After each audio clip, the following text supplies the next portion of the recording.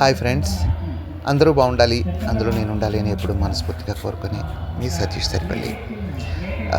ఈరోజు 92-93 బ్యాచ్.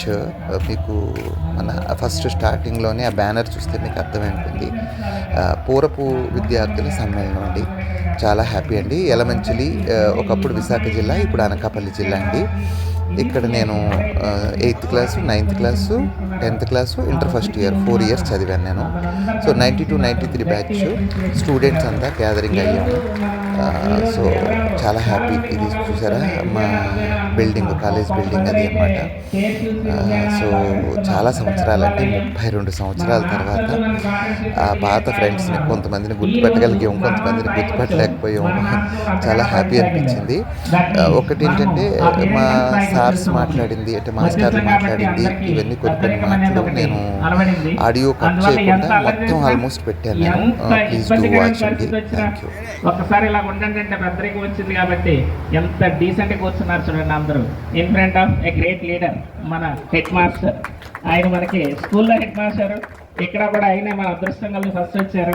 అయితే ఆయనకి మనం ఎందుకంటే అంత ఎక్కువ అప్రిసియేషన్స్ ఇవ్వాల్సింది, ఎందుకంటే అందరూ చుట్టుపక్కల ఉన్నారు, కానీ ఆయన మాత్రం all the way from Hyderabad నుంచి డైరెక్ట్గా ఫస్ట్ ఫోన్ కాల్ వీరభద్రరాజు శర్మాషర్ గారి నంబర్ తీసుకొని చేసిన వెంటనే నాకు వాళ్ళు చెప్పింది, ఫస్ట్ ఫోన్ కాల్ జస్ట్ చేసిన వెంటనే మీరు పెడుతున్నారా, నేను వస్తాను. ఇంకా అనలేదు రావాలి సార్ మీరు అనే మాట ఇటు నుంచి అనలేదు, మీరు పెడుతున్నారా అయితే నేను వస్తున్నాను. That is the spirit. అంటే మనలో మన ఫ్రెండ్స్ కూడా చాలామంది నేను రావాలా, ఎప్పుడు రావాలి, ఎలా రావాలి, రావడం అవసరమా, ఇలాగ బోల్డ్ డైలాగులు వచ్చాయి చాలామంది దగ్గర నుంచి. కానీ ఆయన దగ్గర నుంచి ఒకే ఒక పాజిటివ్ వర్డ్, నేను వస్తున్నాను సార్. మరి అయితే ఏం నాకు తెలిసి ఏ ట్రైన్ ఎక్కాలో సార్, అలా కాదు ఎప్పుడు వస్తాను, నాకు తెలిసి ఎక్కడ దిగాలో సార్, ఏం చేయమంటారు, మీరేం అవసరం లేదు, నేను అక్కడికి వస్తాను, వచ్చిన తర్వాత చూద్దాం. That is the spirit. ఆయన ఏజ్ 80s దగ్గర ఉన్నాయి. ఆయన ఏజ్లో ఆయన మనకి ఇచ్చిన స్పిరిట్ అది. కాబట్టి ఏజ్ నుంచి మనం ఎలాగ ఉండాలనేది మీకు ఒక్కసారి ఇదే ఈ ఇనిషియేషన్ అర్థమయ్యేంత. అందువల్ల అలాంటి గొప్ప వ్యక్తుల తాలూకా పరిస్థితుల్లో మనం చదువుకు వచ్చాం కాబట్టి ఈరోజు మన అందరం ఎవరి ఫీల్డ్లో వాళ్ళు, ఎవరి స్థాయిలో వాళ్ళు, ఎవరి డిపార్ట్మెంట్స్లో వాళ్ళు మంచి స్థాయిలో మాత్రం ఉన్నారు. మీ పిల్లలకి, ఆఫ్కోర్స్ మనందరి పిల్లలకి ఒక మంచి స్థాయిని చూపించేటువంటి బాధ్యతాయుతమైన పదవులు ఉన్నారని అయితే చెప్పచ్చు. అయితే ఈ హై స్కూల్లో ఒకే ఒక తెలుగు మీడియం ఉండేది. అందువల్ల మన అందరం చదివిందంతా తెలుగు మీడియమే చదివాం.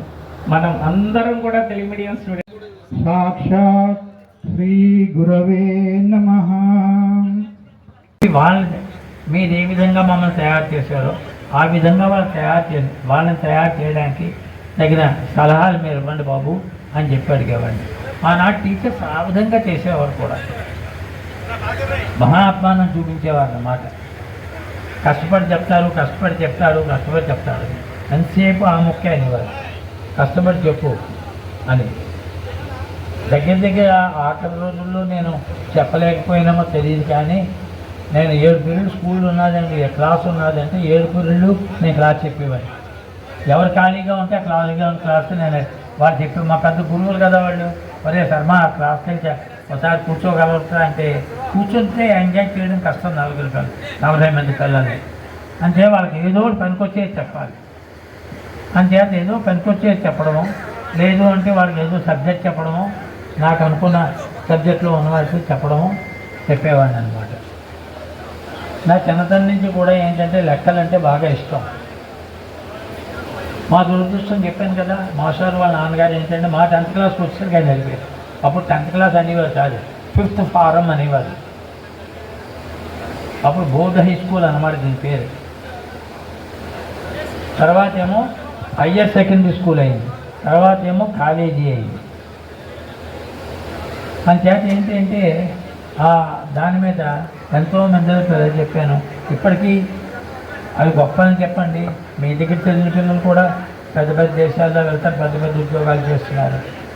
ఈ రోజుకి ఏంటంటే ఇప్పుడు మరి వాళ్ళు మీకు చెప్తూ మీరు ఎలా ఉన్నారు మేషాన్ని అడుగుతున్నారో లేదో తెలియదు, కానీ ఇప్పటికి అమెరికాలో ఉన్నారు 3-4 పిల్లలు నా దగ్గర చదివినవాడు. అందులో ఒక కుర్రాడు నిజంగా చెప్పాలి అంటే పైకి చెప్పకూడదు కానీ చెప్తున్నాను, ఇవాళ వాడు కోట్లు సంపాదిస్తున్నాడు. వాడంతా వాడు ఏమో నన్ను నేను పలానా వాడినండి, పలానా కుర్రాడినండి, నా పేరు పలానా, నేనేమో ఇక్కడ పెద్ద ఉద్యోగం చేస్తున్నాను, ఇప్పుడు నా వల్ల మీకు ఏం కావాలి అని అలా అడిగేవాడు అనమాట. సుమారు ఒక 2 సంవత్సరాలు 3 సంవత్సరాలు అలా నన్ను తినేసేయగలను. నేను ఎప్పుడు కూడా ఏం వద్దురా బాబు, మీ చెల్లి ఏమో ఇక్కడ విశాఖపట్నంలో ఉన్నదన్నావు కదా, నువ్వు ఈ ఊరు వస్తే ఒక్కసారి మేషాలు ఎలా ఉన్నారని మా ఇంటికి వచ్చి అడిగితే చాలు, అంతకని నీకేం అక్కర్లేదు, నాకు ఇచ్చేది ఏదో ఒక భగవంతుడు ఇచ్చేది సరిపోతుంది అని చెప్పేవాడిని. అంతేది ఏంటన్నా ఉపాధ్యాయునికి ఉన్నది ఏంటి అంటే అది ఒక్కటే. ఎక్కడికి వెళ్ళినా సరే ఏంటంటే మనం కష్టపడి మనం సర్వీస్ పనులు చేసామంటే వాళ్ళకి ఆ మనసులో ఉండిపోతుంది. అలా ఉన్నది కాబట్టి నన్ను ఇప్పుడు మీరు ఇంటికి వచ్చి కారు కూడా తీసుకొచ్చి ఇక్కడ కూర్చోబెట్టేది. అంటే నా ఊరికి ఏంటంటే మీరందరూ కూడా భవిష్యత్తులో మంచి మంచి ఉద్యోగాలు చేసి కుటుంబాలతో అన్ని చక్కగా ఉండి మీ పిల్లల్ని మంచి చదువులు చదివించి పెద్ద పెద్ద ఉద్యోగాలు వాళ్ళని కూడా చేసేస్తున్నారు. సర్వే జనా సుఖినో భవంతు. Thank you sir, thank you very much, ధన్యవాదాలు. అది నా వ్యక్తిగత విషయం. తర్వాత నేను పనిచేస్తున్నంతకాలము కూడా మీకు అందరికీ ఒక్క విషయం బాగా గుర్తుండి ఉంటుంది. అదేమిటంటే ఒక కర్ర పట్టుకుని పొద్దున్నే 7:15కి గేటు దగ్గర నిలబడేవని. దానికి కారణం ఏంటంటే 7 గంటలకి మన పాఠశాల, 7:15కి తప్పనిసరిగా మీరు పాఠశాలకు రావాలి, లేకపోతే క్లాసులు మిస్ అయిపోతారు. అంచేత ఆలస్యంగా వచ్చిన వాళ్ళందరినీ కూడా ఒక్కొక్క దెబ్బ వేసి క్లాసులకు పంపించేవాడిని. అందులో చాలామంది దాన్ని స్వీకరించి మర్నాడు చాలా వేగంగా పాఠశాలకు రావడానికి ప్రయత్నించారు. వాళ్ళందరూ కూడా ఈనాడు గొప్ప గొప్ప స్థానాల్లో ఉన్నారు. Thank you.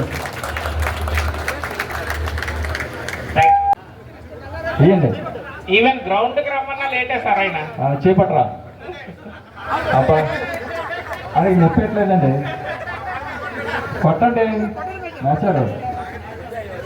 గల్లా రవి రావాలి స్వామి, మీరు మరి ఆశీర్వాదాలు మేషంతో రండి. టైంకి వస్తే పనిష్మెంట్ లేదు, లేట్గా వస్తేనే. బాగా చాలా మంది ఉన్నారు లేట్గా వచ్చిన వాళ్ళు. ప్రకాష్ బుక్లో లాస్ట్ పేరట, బుక్లో లాస్ట్ పేరట.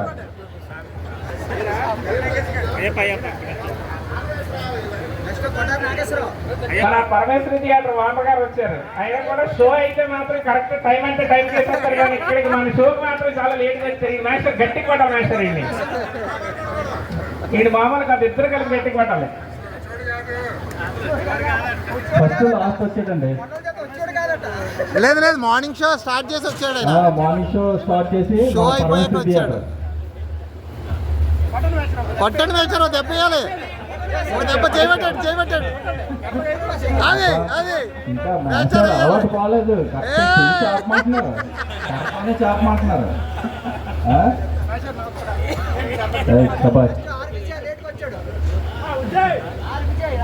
రావాలి, పేర్లు చదివిన తొందరగా రావాలి. విజయ్, మీకు కూడా సమయపాలన లేదు. ఒక బాధాకరమైన విషయం ఏంటంటే మీకు అందరికీ ఈయన మన ఇండియా తరఫు నుంచి వార్లో కూడా పార్టిసిపేట్ చేశాడు. వార్లో పార్టిసిపేట్ చేసి ఇంజూర్ అయ్యాడు. ఇంజూర్ అయ్యి కూడా ఈరోజు మన అందరి ముందున మన దేశం గురించే ఇంత గొప్పగా, అంటే మీరు నిజంగా it should be must be very much proud. Kargil వార్లోని ఎదురుకుండా తోటాలకు ఎదురుకుండా నిలబడి ఆ బాంబింగ్ అయితే ఆ బాంబింగ్కి సంబంధించి ఆయనకి ఇంజురీ కూడా అయింది. అయినా అవన్నీ నిలదొక్కుని మన గురించి, మన దేశం గురించి పాటుపడిన వ్యక్తి మన ఫ్రెండ్ అని చెప్పుకోవడం మన అదృష్టం. అయితే ఈయన చేసిన ఉద్యోగం ఎందులోని అంటే strict discipline meant for defence. ఆ డిఫెన్స్ సెక్టర్లో పనిచేసి కూడా లేట్కి రావడం అనేది అసలు క్షమించరారు. కాబట్టి అది అదే ఇది కాబట్టి ఈయనకి దండం ఉండాల్సిందే. అలాగే జై జవాన్, జై జవాన్, జై జవాన్, జై కిసాన్, జై జై. వీడు నెక్స్ట్ ఎలక్షన్లో పార్టిసిపేట్ చేస్తున్నావు కదరా? నెక్స్ట్ ఎలక్షన్లో వేస్తున్నావు నామినేషన్?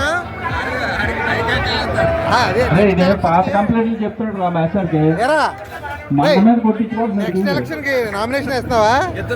అర్థమవుతుంది. మాట్లాడితే భారత్ మాతాకి జై అంటున్నావు అంటే నీ ఆశీస్సులుంటే తప్పకుండా నేను నువ్వు నామినేషన్ వేస్తే నేను వచ్చి క్యాంపెయినింగ్ చేస్తాను రా. ముస్లిం విసిట్ నెక్స్ట్ ఎవరు పిల్లల్ని ఏం చేస్తాను ఆడికి ఆ కిల్లుడు చెప్పు ఇంకా బాగాలేదు. మారలేదు. వీడియో ఓకేనా? గారి కంద కర్రీ ఫ్రై పనసకాయ బిర్యానీ కార్తీక మాసం కదా, పులిహార గుత్తొంకాయ కర్రీ బొబ్బట్టు పునుగుల curry next paneer curry super yummy. ఒరే ఎవరా నువ్వు కిందన పడ్డావు? అందుకనే నేనండి, నేను ఇప్పుడే పుట్టానండి. తర్వాత మన చూడండి మామూలుగా అడ్వర్టైజ్మెంట్లు వస్తూ ఉంటాయి. ఓ పేస్ట్ అడ్వర్టైజ్మెంట్, తుళి తుళి తుళి తుళి తుళి తుళి తుళి తుడిపిస్తుని వాడండి.